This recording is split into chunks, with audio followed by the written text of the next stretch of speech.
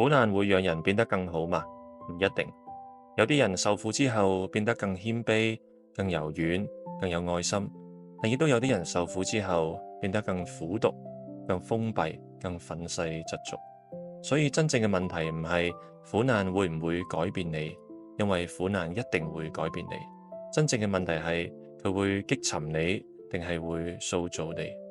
喺前兩條片裏頭，我哋傾到苦難嘅兩個方向，一個係向外，我哋嘅苦難點樣影響其他人；另外一個係向上，我哋點樣喺苦難裏頭榮耀上帝。今日我哋要傾第三個方向，苦難嘅向內意義，亦都即係話，當苦難臨到，佢到底喺我嘅內心深處做咗啲乜？佢點樣照出我嘅真相？點樣重新衡量我生命裏頭有重量嘅嘢？又點樣操練我去長出本來冇嘅屬靈肌肉？今日我想講三個容易記得嘅圖像。苦難係一面鏡子，苦難係一把天平，苦難係一個健身室。希望呢條片對你有幫助。我係 DJ 嘅 Daniel 牧師。喺進入呢三個圖像之前，我哋先嚟要問：現代人通常點樣理解苦難？2012年12月14日，美國康州發生咗震驚世界嘅桑迪胡克小學槍擊案，20名淨係得6到7歲嘅學生，同埋好多位為咗保護學生而犧牲嘅教育工作者，喺嗰一日都失去生命。呢個係一個好難用語言承受嘅悲劇。面對咁樣撕裂人心嘅事件，如果我哋淨係用最徹底嘅世俗觀念嚟講，人死如燈滅，佢哋淨係唔存在，世界冇乜嘢終極嘅意義。咁唔係淨係冰冷，而係粗暴，而且咧唔夠誠實。因為喺人心深處，我哋知道死亡唔應該咁樣吞滅愛，我哋知道眼淚唔應該有最後嘅話語權。當時嘅美國總統奧巴馬喺悲劇發生之後，前往康州參加守夜祈禱儀式。佢嘅演講好明顯唔係一篇關於點樣防備下一次悲劇嘅技術報告，而係一篇帶有牧靈性質嘅悼詞。佢引用哥林多後書話：我們不是顧念所看見的，乃是顧念所不見的，因為所見的是暫時的，所不見的是永遠的。演講嘅結尾，佢都引用詩篇147篇，願上帝醫好傷心的人，裹好他們的傷處。喺呢一場聚會裏頭，無論係講嘅總統定係聽嘅民眾，唔見得平時都去教會，都好虔誠。咁樣說明咗一件事：當苦難真正撕裂我哋嘅時候，人心需要嘅唔係淨係解釋，唔係淨係技術，唔係淨係情緒管理，人心需要盼望。需要一個死亡唔可以摧毀嘅意義，需要一位比苦難更大嘅上帝。當然唔係話冇宗教信仰嘅人就唔可以真誠嘅哀傷，彼此扶持，亦都唔係話每一個無神論者喺苦難嘅裏頭都立刻變成有神論者。但呢件事情顯明咗一件事，就係話當死亡同失去真正嚟臨，人心經常會尋找一種超越死亡嘅語言，一種比事情就咁樣結束咗更加深嘅盼望。今日我哋身處一個深受現代世俗苦難觀影響嘅社會，呢一種觀念嘅核心係冇靈界、冇死後嘅世界、冇最終嘅審判、冇超越死亡嘅盼望。呢個物質世界就係我哋所擁有嘅一切，人死如燈滅，一切都結束。喺咁樣嘅認知底下，人生嘅最高目標好容易變成係快樂、舒適、個人自由同自我實現。苦難就被睇為生命故事裏頭完全冇意義嘅障礙物。既然苦難冇意義，咁人類面對苦難唯一要做嘅就係用教育、醫學、科技、心理學、社會制度等去逃避佢、控制佢、減少佢、消滅佢。我想講清楚，唔係話醫學、心理學、輔導同社會制度唔重要，佢哋都係上帝普遍恩典嘅一部分，可以真實幫助受苦嘅人。病咗要睇醫生，憂鬱、焦慮都可能需要專業輔導同治療，呢啲都唔係唔屬靈。但問題係，如果我哋淨係得呢啲工具，卻冇一套更加深嘅屬靈敘事，我哋就只可以處理痛苦嘅症狀，但係好難回答痛苦裏頭意義嘅問題。我哋就會問：我點樣先可以停止痛？但係好少問喺呢個痛苦裏頭，我要睇見乜嘢？我要學習乜嘢？上帝要點樣塑造我？治療麻風病嘅班德醫生曾經觀察到，越係將人生意義建立喺享樂同個人自由嘅社會，痛苦嚟臨時反而越難承受。因為如果人生最大嘅目標就係唔要痛，咁當痛苦無法避免嘅時候，人就好容易失去方向。呢一點喺巨大嘅災難面前尤其明顯。當人淨係面對一般挫折嘅時候，我哋或者可以話忍下啦，諗開啲啦，揾啲開心嘢做。但係當死亡、邪惡同埋失去摧毀一個家庭、一個社群嘅時候，呢啲話就變得好蒼白。所以基督信仰唔係逃避現實，正正相反，基督信仰比世俗觀念更誠實嘅去面對現實，唔係假裝苦難唔存在，唔係假裝苦難唔痛，但亦都唔接受苦難淨係毫無意義嘅障礙呢個結論。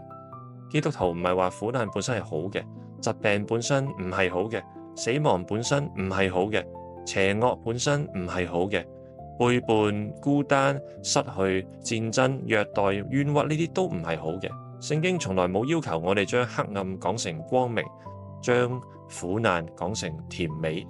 但係基督信仰宣告一件更深嘅事情：上帝可以勝過邪惡，並且使用連邪惡同苦難都包括在內嘅嗰啲萬事去成就佢美善嘅旨意。換句話講，苦難本身唔係美善，但喺上帝手中，連苦難都唔會被浪費。上帝唔係叫邪惡係好嘅，上帝係有能力使邪惡唔可以白白作惡。呢個就係今日向內呢個主題嘅核心。苦難可以成為一面鏡子，照出我哋真實嘅自己。苦難可以成為一把天平，重新衡量我哋生命裏頭真正有重量嘅嘢。苦難亦都成為一間健身室，操練我哋長出信心、忍耐、謙卑、聖潔同愛。我哋睇下第一個圖像先。苦難係一塊鏡。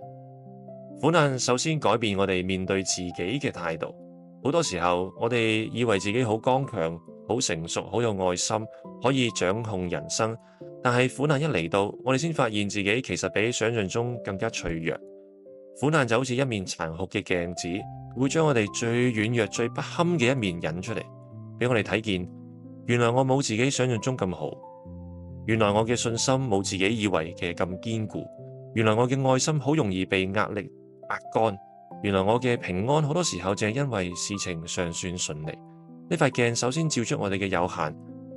與其話苦難使我哋變得無助失控，不如話苦難向我哋顯明，其實我哋一直都好有限、好脆弱，需要依靠上帝。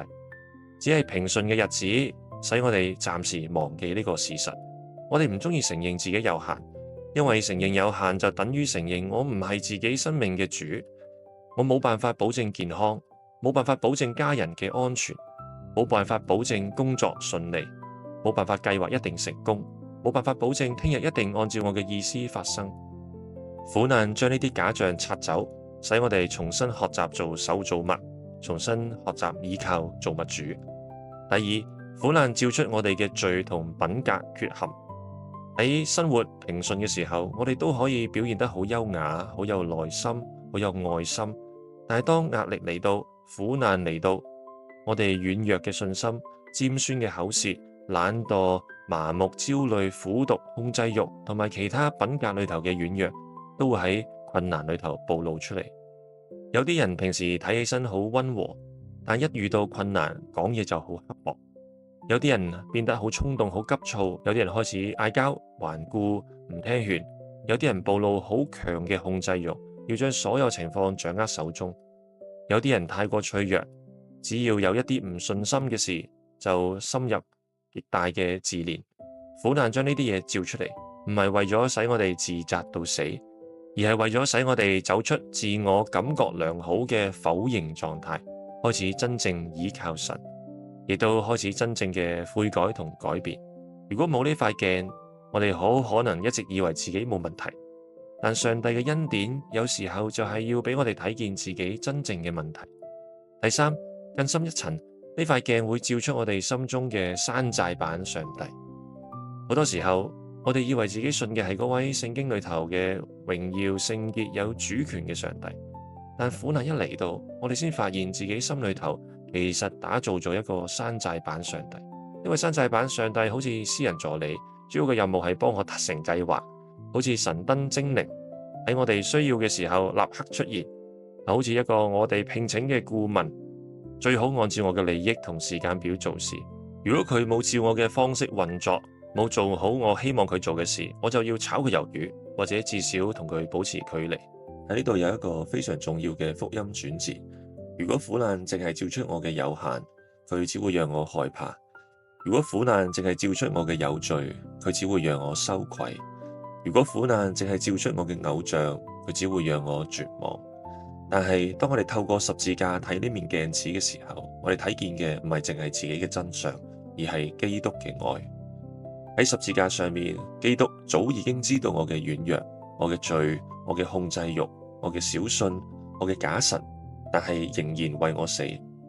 所以苦難呢塊鏡最終唔係要帶我去絕望，而係要帶我去福音。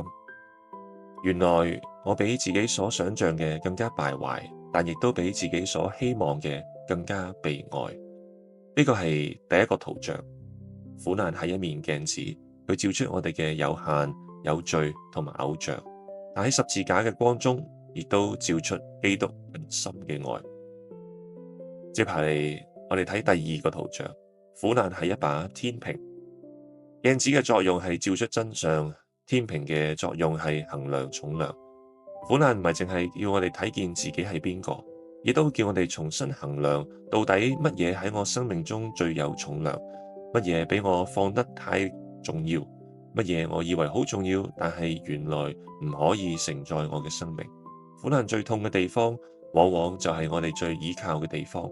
佢唔係因為嗰件事一定唔好啊，而係因為嗰件事對我哋嚟講已經太過重要。工作、金錢、健康、成就、家庭、侍奉、名聲、人嘅肯定，呢啲都唔係壞嘅事情，好多甚至乎係上帝賜嘅好禮物。但係最容易取代上帝嘅，往往唔係啲壞嘢，而係啲好嘢。當好嘢變咗終極嘅嘢，佢就會變成偶像，而偶像一旦被搖動，人就會被壓垮。例如，當我哋因為職場受挫、職涯走下坡、投資失敗、身體出問題，感到痛不欲生，的確會有真實嘅損失同悲傷。我哋唔需要假裝冇事，但喺呢個痛苦裏頭，我哋都可以開始睇見，原來呢份工作、呢啲金錢、呢個成就、呢種健康，對我嚟講已經太重要啦。我哋之所以俾一件事情打擊到企唔起身，唔係因為嗰件事好嚴重，亦都因為我哋將自我價值過分建立喺嗰件事上。當工作成功，我先覺得自己有價值；當兒女表現好，我先覺得自己係好父母；當人哋肯定我，我先覺得自己值得被愛；當身體健康，我先覺得人生安全。苦難好似一把天平，將呢啲事情一件一件放上去，問我哋呢個係咪真係好似你諗咁重要呢？係咪足以承載你成個人生？佢係咪真係可以戰勝死亡？可唔可以真係俾你永恆嘅安全感呢？呢把天平會幫助我哋將盼望同意義從嗰啲會朽壞、會失去、會改變嘅事物移開，重新放喺上帝嘅身上，亦都重新放喺真正重要嘅關係同使命上。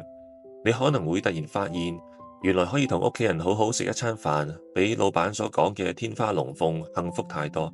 原來可以安靜嘅禱告，比人哋嘅掌聲更加寶貴。原來好多以前我追得好辛苦嘅嘢，其實都唔係生命嘅根基。所以苦難呢把天平，首先衡量我哋同美好事物嘅關係。佢唔係要我哋恨惡工作、金錢、健康、家庭同成就，而係要我哋將佢哋放喺正確嘅位置。上帝嘅祝福唔可以變成上帝，受造物唔可以承載造物主嘅位置。其次，苦難呢把天平亦都會衡量我哋同上帝嘅關係。C.S. Lewis 有一句著名嘅話：上帝喺我哋嘅享樂中低語，但喺我哋嘅痛苦中吶喊。唔係話上帝殘忍嘅用痛苦逼我哋聽話，而係話人喺順境當中好容易俾各種聲音淹沒。好多時候，只有當嗰啲我哋一直依靠嘅事情被動搖時，我哋先第一次聽見上帝嘅聲音。喺順境中，你點樣知道自己愛上帝，定係愛上帝所賜嘅嘢呢？你點樣知道自己愛嘅係上帝，定係上帝佢俾你生活順利、家庭平安、身體健康、事業成功所帶嚟嘅好處？老實講，我哋唔一定知道。只有喺苦難裏頭，我哋先會聽到上帝向我哋提出一連串嘅問題。如果我冇照你嘅意思服侍你，你仲要唔要我呢？如果我冇立刻攞走你嘅痛苦，你仲信唔信我呢？你進入呢段關係係為咗我去服侍你，定係你嚟敬拜我、跟隨我、愛我呢？你愛嘅係我，定係我俾你嘅嘢？苦難好似煉金嘅火，揭示並且燒毀我哋信心裏頭嘅雜質。呢個過程好痛，但佢亦都係使我哋第一次單單愛上帝自己，而唔係愛佢手中嘅祝福。最後，苦難呢把天平亦都會衡量我哋同別人嘅關係，佢會叫我哋重新睇見人唔係用嚟比較嘅對象，唔係用嚟利用嘅資源，亦都唔係我哋喺痛苦嘅時候可以隨便推開嘅麻煩。人係上帝所愛嘅受造物，係我哋被呼召去愛、去陪伴、去服侍嘅鄰舍。以前當我哋見到人哋傷痛、憂鬱、流淚嘅時候，或者心裏頭會暗暗批評，點解呢個人咁脆弱？點解佢唔可以堅強啲呢？點解唔可以快啲行出嚟呢？但係有一日，同樣嘅苦難臨到我哋，從嗰日開始，我哋就唔再咁快俾答案，唔再咁快去催促人哋振作，因為我哋終於知道，有啲眼淚唔可以俾人催促，有啲傷口需要時間俾上帝觸摸。冇受過傷嘅人都可以有同情心。但好多時候，真正走過傷痛嘅人會有一種唔一樣嘅溫柔，唔係淨係講道理，佢會陪伴；唔係淨係俾答案，會一齊祈禱；唔係淨係話你要堅強，佢會用生命話俾你知，喺黑暗裏頭，主仍然冇離開。呢個係第二個圖像，苦難係一把天平，佢重新衡量我哋生命中真正有重量嘅嘢。幫助我哋將好嘢放喺好嘢嘅位置，將上帝放喺上帝嘅位置。接下嚟，我想用聖經裏頭一個比喻去說明苦難點樣向內塑造我哋。呢個係第三個圖像，苦難係一間健身室。希伯來書12章10到12節話：肉身的父親照着自己的意思管教我們，只有短暫的日子；唯有神管教我們，是為着我們的好處，使我們在他的聖潔上有份。但係一切嘅管教，在當時似乎不覺得快樂，只覺得痛苦。後來卻為那些經過這種操練的人結出平安的果子來，就是義。所以你們要把下垂的手和發軟的腿挺直起來。呢度操練呢個字，我哋諗到 gym 就係健身室。聖經俾我哋嘅畫面好生動。苦難就好似一間屬靈嘅健身室，冇人去健身室係為咗舒服嘅。你去健身室係因為你知道一啲嘅成長需要透過壓力先會發生。我哋諗下健身室裏頭發生嘅事，首先你要除低平時好光鮮、好可以遮掩你身形嘅衫，換上運動嘅衫。點解？因為日常嘅衫冇辦法叫你做出伸展嘅動作。第一個殘酷嘅原因，健身室會讓你嘅身體狀況曝光。喺日常生活裏頭，你可以用西裝、外套、寬鬆嘅衫，將唔想俾人睇到嘅地方收埋。但喺健身室，有器材、有鏡、有重量，你唔可以再收埋。你嘅體力不足、肌耐力不足、姿勢問題、身體嘅贅肉都會顯露出嚟，咁樣好尷尬。但呢個亦都係鍛煉嘅起點。同樣喺生活仲算平順嘅時候，我哋品格裏頭嘅缺陷可以收得好好。驕傲、自私、缺乏耐性、缺乏自制、過度焦慮、講大話或者掩蓋真相嘅傾向，都可以收喺一個睇起身好唔錯嘅外表底下。但係當麻煩同困難嚟臨，我哋就突然被拱入去上帝嘅健身室，我哋就被曝光啦。或者你遭遇嘅麻煩係因為一啲負面嘅品格所造成嘅，或者新嘅困難需要你展示某種韌性、勇氣、耐性同信心。而呢啲就暴露你缺乏呢啲嘅正向特質。無論如何，曝光本身唔係終點，曝光係為咗開始鍛煉。其次，喺健身室裏頭，你需要一位教練。冇技巧嘅教練會傷害你，太輕嘅訓練冇用，太重嘅訓練會傷到你。好嘅教練知道你而家嘅狀態，亦都知道你需要乜嘢嘅重量先可以成長。而基督徒相信，我哋有一位完美嘅教練，就係上帝。佢唔會隨意將重量抌喺我哋身上，亦都唔會叫我哋承受毫無目的嘅痛苦。佢知道乜嘢係我哋可以承受嘅，亦都知道乜嘢係我哋需要被鍛煉嘅。呢個就係哥林多前書10章13節所講嘅：你們所遇見的試探，無非是人所能受的。上帝是信實的，必不叫你們受試探過於所能受的。呢個話唔係話我哋唔會覺得攰，唔會覺得痛，唔會覺得就嚟頂唔順，而係話喺上帝嘅主權同信實裏頭，苦難有一個限度，亦都有一個目的。講到有限度，就係當事情嚟到嘅時候，我哋唔需要絕望嘅話，上帝就係想摧毀我。我哋要記得喺健身室裏頭，你全身震晒，身體疲倦，覺得自己好軟弱，唔代表你喺度被摧毀，而代表你喺度被訓練。除咗有限度，亦都有目的。我哋唔可以話我哋可以自己將生活安排得比上帝更加好，我唔需要呢啲嘅鍛煉。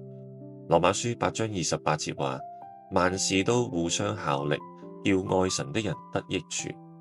唔係話萬事都係好嘅，而係話上帝可以使萬事，包括我哋唔明白、唔中意、唔願意承受嘅嗰啲事情，喺佢手中互相效力。喺健身室裏頭，重量本身唔係目的，肌肉嘅成長先係目的。同樣喺苦難裏頭，痛苦唔係目的，鍛煉先係目的。希伯來書講得好真實，一切管教喺當時都唔覺得快樂，反而覺得痛苦，但後嚟卻為嗰啲經過操練嘅人結出平安的果子。呢個就係鍛煉發揮作用嘅方法。當時痛苦，後嚟結果。上帝嘅目的係叫我哋喺基督裏頭長出信心、忍耐、謙卑、聖潔同愛。呢個係第三個圖像。苦難係一間健身室，喺嗰度，上帝唔係要壓垮你，而係要操練你；唔係要毀掉你，而係要塑造你。但問題嚟啦，我哋憑乜嘢相信苦難可以成為鏡子、天平同健身室呢？會唔會只不過係我哋自我安慰？基督信仰嘅答案唔係一句空泛嘅要樂觀一啲，亦都唔係單靠意志力頂硬上。基督信仰嘅答案係十字架同復活。喺十字架上面，上帝唔係喺天上解釋苦難，佢親自進入苦難。耶穌基督承擔背叛、羞辱、誤解、孤單、痛苦、死亡。佢知道被朋友離棄係咩滋味，佢知道身體受苦係咩滋味，佢知道向父神呼喊但係得唔到回應係乜嘢嘅滋味。所以當我哋受苦嘅時候，我哋面對嘅唔係一位唔懂得痛苦嘅上帝，而係一位曾經為我哋受苦，並且如今仍然與我哋同在嘅救主。佢唔係喺遠處叫我哋忍耐，佢係先自己進入黑暗，然後喺黑暗裏頭拖住我哋嘅手。而喺復活裏頭，上帝話俾我哋知，苦難同死亡都冇最終嘅話語權。基督已經從死裏復活，眼淚唔會永遠掌權，邪惡唔會永遠得勝，死亡亦都唔會永遠吞滅愛。基督徒嘅盼望唔係靈魂變成冇位格嘅碎片，而係有一日喺新天新地裏頭與主同在，亦都與喺主裏所愛嘅人重逢。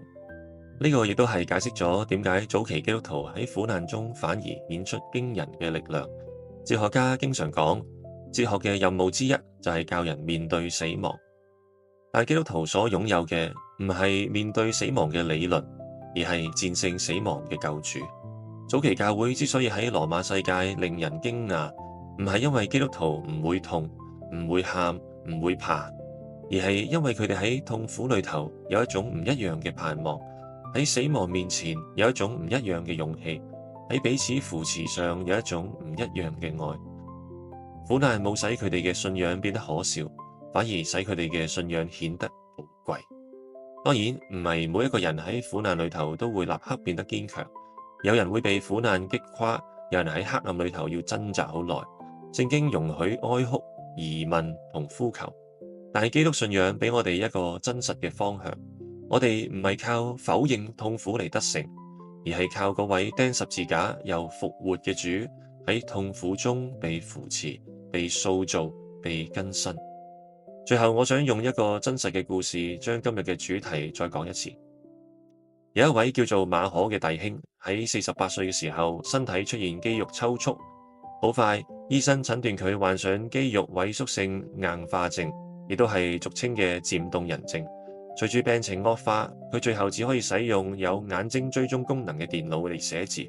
佢就係咁樣寫低呢段話：我後生嘅時候打過波，我最討厭就係坐喺板凳上面。喺診斷結果出嚟冇耐之後，我向上帝哭喊，我覺得自己被拖出咗比賽。但上帝嘅回應係：你已經喺板凳上坐咗一段時間啦，而家你先係正式上場。佢話佢緊緊捉住呢個真理，上帝喺度做好多佢睇唔見嘅事情，而且喺上帝嘅安排裏頭，苦難係值得嘅。但佢亦都承認自己仍然需要每日操練信心。現在你先係正式上場。呢句話唔係話疾病唔痛，唔係話苦難美好，而係話喺上帝嘅手中，即使連我哋最唔願意進入嘅苦難，都可以成為佢塑造我哋、使用我哋、彰顯佢恩典嘅地方。所以苦難係一塊鏡，照出我哋嘅脆弱、我哋嘅罪同埋偶像，亦都照出基督更深嘅愛。苦難係一把天平，重新衡量我哋生命中真正有重量嘅嘢，將我哋帶入真正穩固嘅根基。苦難亦都係一間健身室，喺嗰度，上帝呢位完美嘅教練，用佢量過嘅重量操練我哋，長出信心、忍耐、謙卑、聖潔同愛。生活裏頭嘅試煉同困難係無可避免嘅，佢唔係建造你就會擊垮你。但願當你行入嗰間名為苦難嘅健身室，你唔係淨係睇見重量，而係睇見嗰位陪你一齊行過嘅主。佢俾你嘅重量唔會過於你所能承受嘅。喺佢嘅陪同之下，你一定會長出好多屬靈嘅肌肉。多謝你陪伴我行完呢段旅程。如果你覺得呢條片對你有幫助，請你幫手俾個 like， 亦都分享俾其他嘅朋友，亦都請你訂閱我哋嘅頻道。願上帝喺你嘅軟弱中彰顯佢嘅剛強。我係 DJ 嘅 D Daniel 牧師，我哋再見。